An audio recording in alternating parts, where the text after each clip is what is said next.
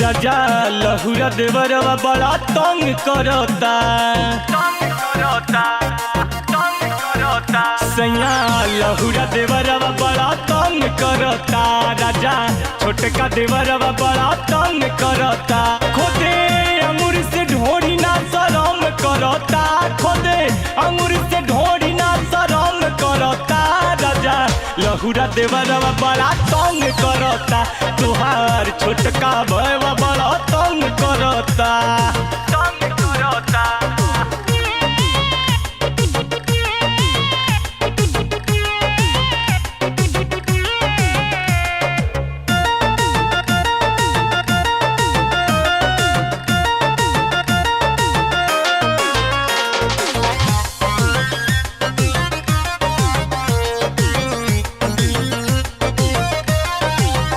कैसन ऊपर बा फूलल ऊपर नीचे बा झूलल कैसन ऊपर बा फूलल ए राजा